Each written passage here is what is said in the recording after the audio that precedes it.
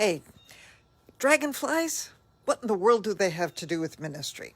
This is Kathleen, and I've been trying to get this video up for a couple of days now using a different method, and it hasn't worked. So I'm back to the old-fashioned live video. But I want to show you something.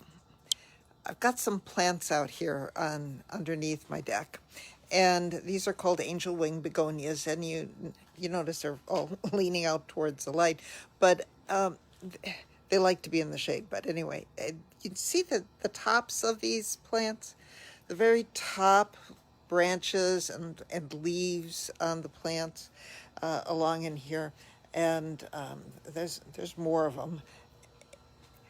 There's many times I'm sitting in my office, which is kind of behind me here, and look out the window and I see a dragonfly sitting way up here, like on one of the top leaves on one of these branches. And I got to thinking, why? Dragonflies eat mosquitoes, they eat other flies and flying insects, and most often those things are down here in amongst the denser foliage.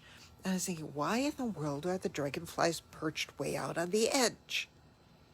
And it got to me, if dragonflies are a bigger insect, and if they would have a hard time maneuvering down below, but if they're sitting out on the edge, they can catch what's flying by, not the ones that are already inside, or ones that are inside and leave, but they're out there looking for the opportunity of what's outside, of what's, what just might come by.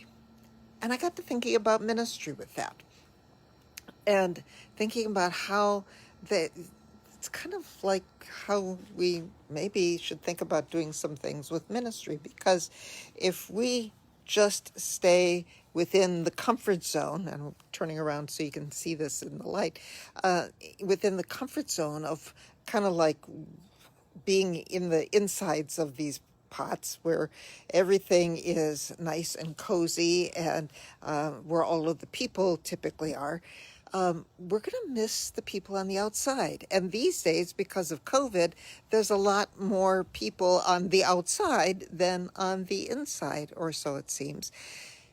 But if in ministry we're willing to dare to be kind of on the edges, be where we can get to see what's going on beyond what's there, get to see the,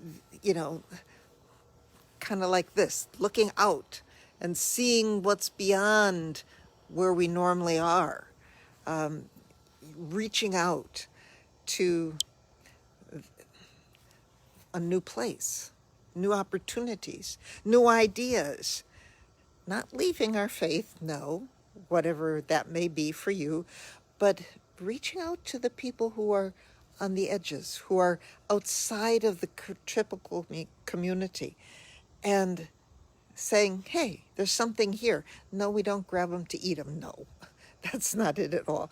But reaching out to what's beyond, and, getting an idea of what is beyond, looking at what's out there, so that we get to see kind of the perspective from those who are on the outside, to understand how they're seeing the world, to understand what they're seeing and experiencing, to understand life beyond what we already know. And so that's kind of talked to me a little bit about ministry. I'd love to hear your thoughts and ideas about, going a little bit beyond your comfort zone. What are some of the ways you've done that?